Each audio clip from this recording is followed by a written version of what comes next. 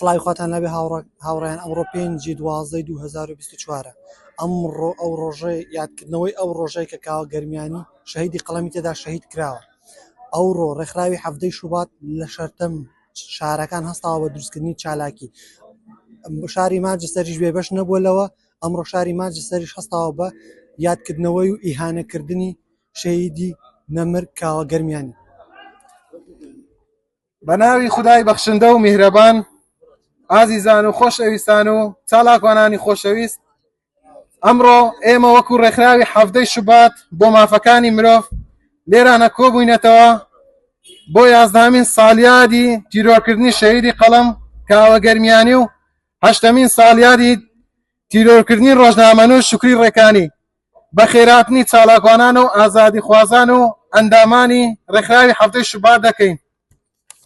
سەرەتاش وتاری ڕێکخراو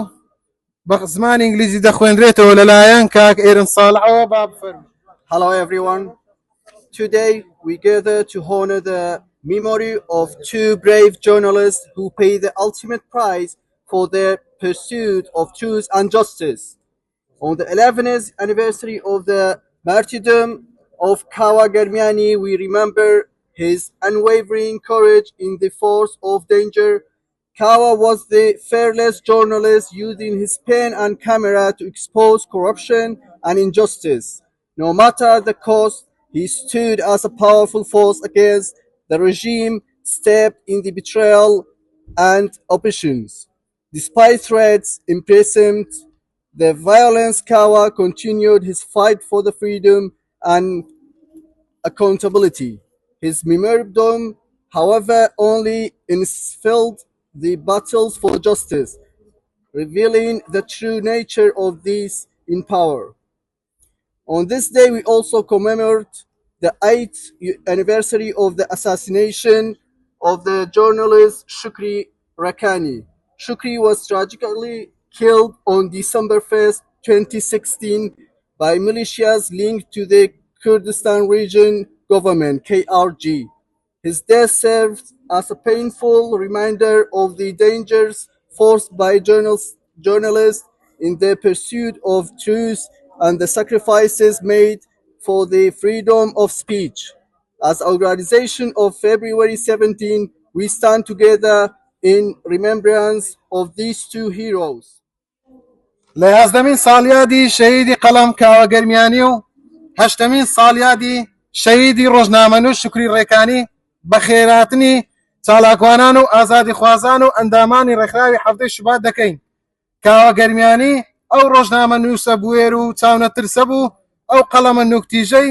نێو دنیای میدیا بوو، لە هەر سوچێکی دەسەڵات بۆنی گەندەڵی باتایە بەبێ ترس و بێ گوێدانە ڕێگری و مەترسیەکان، بەبێ گوێدانە ئەو هەموو ئاستەنگانەی ڕوبەڕووی دەبوویەوە بە نوچی تیژی قەڵەمەکەی پەڕێ بەپەڕە دۆسیەکانی گەندەڵی و بەپرس و مافیا و زەبەلاعەکانی هەڵدەدایەوە. کاوە بەو هەموو فشار و مەترسی و لوچکان و زیندانیکردنەوە ڕانەگیرە. لە کاتێکدا هەموو هێزی کاوە زوومی کامێرایەک و قەڵەمێکی ڕاستبێژ بوو لە بەرامبەر دەسەڵاتێک پیشەی بریتی بوو لە خیانەت و زوڵم و کوشتن و بڕین و نادادی. کاوەتوانی جەنجی حەق بێژی بەرپا بکات. هەر کاوە بوو لە مەیدانی حەقبێژیدا بە دەنجی بڵند دروشمی نەخێری بە گوێی شەمشەمە کوێرەکانی دەسەڵات دەوتەوە. هەر کاوە بوو لە پێش دادگا و پرسەکانی بۆ نادادی و یاسایی جێڕا. هەر کاوە بوو لە گۆشەی زیندان و وشە بۆ ئازادی دەهۆنیەوە. ئەندامان و لایەن گرانی ڕێکخراوی 7 شوبات ئەمڕۆ 11 ساڵ تێپەڕێ بەسەر تیرۆرکردنی نووسەر و ڕۆژنامەنووس کاوە گەرمیانی و 8مین ساڵ ڕۆژی چالاکوان و ڕۆژنامەنووس شوکری ڕێکانی کە هەردووکیان کاریان دەکرد بۆ دەرخستن و ئاشکراکردنی دزی و گەندەڵی و نەبوونی یاسا و ئازادی ڕادەربڕین لە ژێر دەسەڵاتی حکومڕانی هەردوو حیزبی دەسەڵاتداری یەکێتی و پارتی و پێشێلکردنی مافەکانی مرۆڤ. بەڵام هەردوو حیزب یاخود باشتر بڵێن هەردوو بنەماڵی بارزانی و تاڵەبانی وەک کاری هەمیشەیی و لە پێشتریان هەموو دەنگە ئازا و ئازادەکان و ڕۆژنامەنووسە بیوێرەکان تیرۆر دەکەن و بێدەنگیان دەکەن لەلایەن هەموو ئەو هێزە و گروپە چەکدارانەی کە هەریەکە و لە ژێر ناو و ناونیشانێک کار دەکەن بۆ پاراستنی بەرژەوەندیەکانی هەردوو بنەماڵە و هیچ یاسا و دادگایەک ناتوانێت لێپرسینەوەیان لەگەڵدا بکا و سزایان بدات. بۆیە بە ئازادانە و بە ڕۆژی ڕووناک هەڵدەکوتنە سەر ڕۆژنامە نووسان و چالاکوانان و تیرۆریان دەکەن یاخود بۆ شوێنێکی نادیار دەیان ڕفێنن تاکو ئێستاش بە بەردەوامی و بە شێوەیەکی ڕێکخرا و بەردەوام ئەمە کاری ڕۆژانەیانە و بەردەوامە کە ڕۆژانە ئەیبیسین و ئەیبینین بۆیە ئێمە لەم ڕۆژەدا وەکو چالاکەوانان و ئەندامانی ڕێکخراوی حەڤەی شوبات لە وڵاتی بەریتانیا و لە شارەکانی لەندەن مانچستەر نیوکاسل و گلاسگۆ بێرمینگام کۆبووینێتەوە بۆ ڕێزگرتن و بەرزڕاگرتنی یادی هەردوو ڕۆژنامەنووس و شەرمەزارکردن و ڕسواکەرانی هەردوو بکوژی ڕۆژنامەنووس کاوە گەرمیانی و شوکری ڕێکانی بۆیە چالاکوان و ئازادی خوازان لەم ڕۆژەدا لە هەر کوێیەکی ئەم دنیا بن یادی ئەو دوو ڕۆژنامە نووسە تیرۆرکراوە بەرز ڕادەگرن و جارێکی تر دوو پاتیەکەینەوە بۆ هەردوو حیزبی دەسەڵاتدار و تیرۆریست و تۆقێنەرانی ئەوەی کە هەساون بەم کارانە کە ناتوانن ئێمە ڕابگرن ئێمە بەردەوامین لەسەر ڕێچکەی کاری هەردوو ڕۆژنامەنووسی تیرۆرکراو. زۆر سوپاس. کاتتان باش. ئەمڕۆ دۆخی ڕۆژنامەنووسی کوردی لە هەموو کاتێک خراپتر و دژوارترە. هەموو ئەو ڕێگەیانەی کە دەمان بنەوە سەر ماڵی ئازادی ڕۆژنامەگەری وێران و خاپور کراون. ئەو ڕەوتە ئازادیەی 20 ساڵ پێش ئێستا لە ناو دنیای ڕۆژنامەگەری کوردی سەری هەڵدا بەرەو پوکانەوە دەچێت. ڕەنگە ئێمە تاکەنەتەوە بین لە مێژووی ئازادی ڕۆژنامەگەری جیهاندا هێندە خراپ بەرەو دواوە بگەڕێنەوە. دەستگاکانی ڕاگەیاندن بە تەواوەتی بوونە موڵکی کەسانی سیاسی هەواڵگیری کە بەرەو ساڵیادی تیرۆرکردنی یەکێک لە پێنووسە لاوەکانی ناو دنیای خەونی ئازادی دەڕۆین تابلۆکە بە تەواوەتی لێڵ و تاریکە. هەمان ئەو ڕۆژانەمان بە خراپتر و ناشرینتن پێشان دەدات کە کاوە گەرمیانی و شوکر ڕێکانی تێدا تیرۆر کران. نیگەرانین بۆ تیرۆرکردنی ڕۆژنامەنووسەکانمان، نیگەرانین بۆ زیندانیکردنی چالاکوانی سیاسی و سربەخۆکان، نیگەرانین بۆ دۆخی ئازادی ڕۆژنامەگەری، نیگەرانین بۆی لە وڵاتێکی کپکراو دەژین، نیگەرانین لەوەی حکومەت ڕۆژنامەنووس دەگرێت و لێی دەدات و دەیکوژێت کەچی باز لە پێویستەکانی ئازادی ڕۆژنامەنووسی دەکات. دەپرسین لە کوێی دنیای کەسانێک گول لە تەقێن بێ دەتوانێت ئازادی ڕۆژنامەنووسی دەستەبەر بکەن. یا ئایا لە وڵاتی ئێمە هەرگیز دیموکراسی و ئازادی ڕۆژنامەنووسی بەسەر پشتی کیسەڵی دیکتاتۆریەت دەگاتە مەنزڵی دنیایەکی جوانتر؟ زۆر سپاس. ئەمڕۆ کە لێرە کۆبووینەتەوە بۆ هۆکاری یادی شەیدبوونی کاوە گەرمیانی کە لەسەر قسەی حەق تیرۆر کرا، لەسەر ڕازگۆی خۆی تیرۆر کرا، لەسەر قسەی ئازاد تیرۆر کراوە بەدەست دەسەڵاتی کوردی کە هاتوین ئەمڕۆ کۆبووینەتەوە لێرە بۆی ڕسوابوونی بکوژانی کاوە گەرمیانی بسەلمێنین لێرە کە یەکێتی و پارتی بووە کە دەسەڵاتی کوردی بووە و چەندان نمونەی ترمانەیە وەکو کاوە گەرمیانی ئەوە چەند دانەیەک نییە بڵین هەموو کات قسەی لەسەر بکرێت چەندەها نمونەی ترمانەیە وەکو کاوە گەرمیانی و هیوادارین شتیوا دووبارە نەبێتەوە. ئەمڕۆ کە لێرە کۆبوونێتەوە بۆ ڕسواکردنی ئەو دوو بنەماڵەیە هەموو کاتێ قساکەین لەسەر ئەو مافەڕەوانە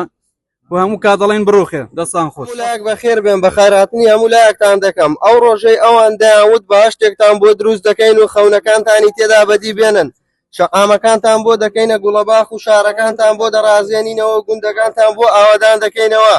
کەچی کە هەردوو پێیان لە شاخەکان هاتە خوارێ ئیتر بوونە دێوەزمە و بوونە چەتە و مافیا و ڕێگر شەوەکانیان لەسەر حیسابی خوێنی گەنجەکانمان ڕەنگاڵە دەکرد، گیرفانەکانیان بوونە دەریای بێبن و هەر پڕ نەبوون و هەر تێر نەبوون. ئەو ڕۆژەی لە پێناسەی خوێنی شەهیدەکان دەیانگوت شەهیدان تاجی سەرمانن کەچی ئەمڕۆ خۆیان بوونە تیرۆریست و ڕۆڵەکانمان تیرۆر دەکەن. یەکێتی و پارتی لە ئێستادا دوو دەستگا و دامەزراوی داپڵۆسێنەری تۆقێنەرن کە هەر ڕۆژنامەنووس و چالاکوانێک ڕووی پیسیان هەڵبماڵێ تیرۆری دەکەن. لە ساڵوەگەرکردنی تیرۆری هەردوو ڕۆژنامەنووس کاوە گەرمیانی و شوکری ڕێکانی کە هەر یەکەیان لە زۆنێک بەدەستی ئەو دوو دەستگا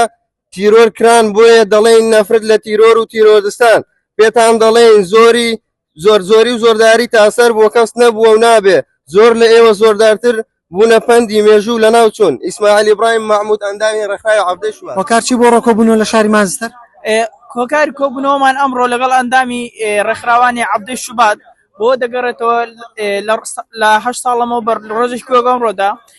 تیرۆرکردنی شەهید کاوەگەرمیانی و شکری ڕێکانی کە لە مێژووی کووردا پەڵەیەکی ڕەشە بەسەر و دوو ڕۆژنامە نووسەدا هاتووە کە تەنها بەهۆی داواکردنی مافەکانی خۆیان و مافی گەلی کوردەوە کە کاوەگەرمیانی لەلایەن بەرپرسێکی باڵای پیوکەوە شەهید کرا کە ئەمەش تا ئێستا